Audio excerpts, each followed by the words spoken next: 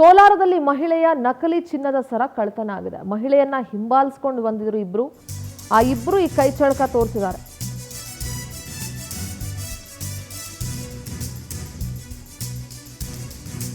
ಮುಳಬಾಗಿಲು ನಗರದ ಸಂಜಪ್ಪ ಲೇಔಟ್ನಲ್ಲಿ ಘಟನೆ ನಡೆದಿರೋದು.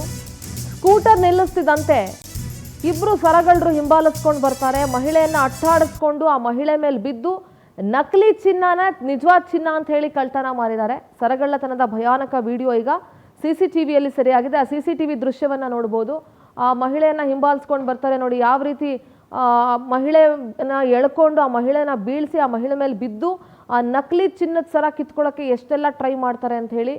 ಆದರೆ ಘಟನೆ ಸಂಬಂಧ ಯಾವುದೇ ದೂರನ್ನ ಮಹಿಳೆ ಇನ್ನೂ ದಾಖಲಿಸಿಲ್ಲ. ಇದು ಯಾಕೆ ಅನ್ನೋದು ಗೊತ್ತಾಗಬೇಕು. ಸರಗಳ್ಳತನದ ಭಯಾನಕ ವಿಡಿಯೋ ಈಗ CC ಕ್ಯಾಮ್ರಾದಲ್ಲಿ ಸೆರೆಯಾಗಿದೆ. ಮುಳಬಾಗಿಲು ನಗರದ ಸಂಜಪ್ಪ ಲೇಔಟ್ನಲ್ಲಿ ನಡೆದಿರೋದು ನೋಡಿ. ಆ ನಕಲಿ ಚಿನ್ನ ಕಿತ್ಕೊಂಡು ಇಬ್ರು ಬೈಕಲ್ಲಿ ಓಡ್ ಹೋಗ್ತಾರೆ. ನಮ್ಮ ಪ್ರತಿನಿಧಿ ಶ್ರೀನಿವಾಸ್ ಮೂರ್ತಿ ದೂರವಾಣಿ ಸಂಪರ್ಕದಲ್ಲಿ ಜಾಯ್ನ್ ಆಗ್ತಿದ್ದಾರೆ. ಶ್ರೀನಿವಾಸ್, ಒಬ್ಬ ಮಹಿಳೆಯನ್ನ ಹಿಂಬಾಲಿಸ್ಕೊಂಡು ಬಂದು ಆಕೆ ಗಾಡಿ ನಿಲ್ಲಿಸಿದ ತಕ್ಷಣ ಇವರಿಬ್ರು ಗಾಡಿ ನಿಲ್ಲಿಸಿ ಆ ಮಹಿಳೆ ಮೇಲೆ ಬಿದ್ದು ಆ ನಕಲಿ ಚಿನ್ನದ ಸರವನ್ನ ಸರಗಳ್ತನ ಮಾಡ್ಕೊಂಡು ಹೋಗಿರೋದು. ಯಾವಾಗ ನಡೆದಿದ್ದು ಈ ಘಟನೆ? ಯಾಕೆ ಆ ಮಹಿಳೆ ಇನ್ನೂ ಕಂಪ್ಲೇಂಟ್ ಫೈಲ್ ಮಾಡಿಲ್ಲ? ಸಿಂಧೂರ, ಇದು ಮುಳಬಾಗಿಲ ಟೌನ್ ಅಲ್ಲಿ ನಡೆದಿರುವಂತ ಘಟನೆ. ಸಂಜಪ್ಪ ಬಡಾವಣೆ ಅಂತ ಒಂದು ಏರಿಯಾದಲ್ಲಿ ನಡೆದಿರೋ ಘಟನೆ. ಇವತ್ತು ಬೆಳಗಿಂದ ಒಂದು 11 ಗಂಟೆ ನಡೆದಿರುವಂತ ಘಟನೆ ಅಂತ ಹೇಳಲಾಗ್ತಾ ಇದೆ. ಈ ಮಹಿಳೆಯನ್ನು ಹಿಂಬಾಲಿಸ್ಕೊಂಡು ಬಂದಂತ ಇಬ್ಬರು ಕಳ್ಳರು ಆಕೆನ ಒಂದು ಏರಿಯಾದಲ್ಲಿ, ಅಂದ್ರೆ ನಿರ್ಜನವಾಗಿರುವಂತ ಒಂದು ಏರಿಯಾದಲ್ಲಿ ಆ ಅಮ್ಮ ಏನು ಗಾಡಿ ನಿಲ್ಲಿಸ್ತಾ ಇದ್ದಂಗೆ ಆಕೆಯನ್ನ ಎಳೆದಾಡಿ ಆಕೆ ಕುತ್ತಿಗೆಯಲ್ಲಿರೋ ಸರನ್ನ ಹೇಳ್ಕೊಂಡು ಹೋಗ್ತಾರೆ. ಅದು ಒಂದು ರೀತಿಯಲ್ಲಿ ಏನು ಬಹಳಷ್ಟು ಆಕೆ ಹಿಂಬಾಲಿಸ್ಕೊಂಡು ಓಡಾಡಿಸ್ಕೊಂಡು ಆ ರೀತಿ ನೆಲದಲ್ಲೆಲ್ಲ ಹೊರಳಾಡಿಸಿ ಆಕೆ ಸರನ್ನ ಕಸ್ಕೊಂಡು ಹೋಗುವಂತ ಘಟನೆ ಇದು.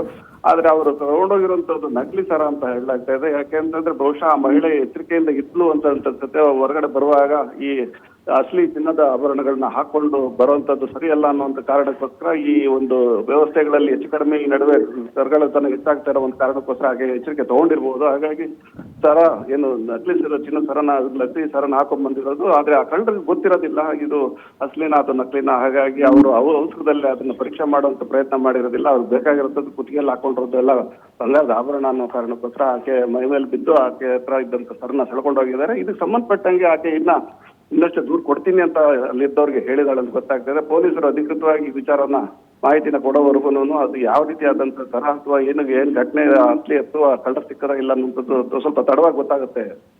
ಥ್ಯಾಂಕ್ ಯು ಶ್ರೀನಿವಾಸ್ ಮೂರ್ತಿ, ನಿಮ್ಮೆಲ್ಲ ಮಾಹಿತಿಗಾಗಿ.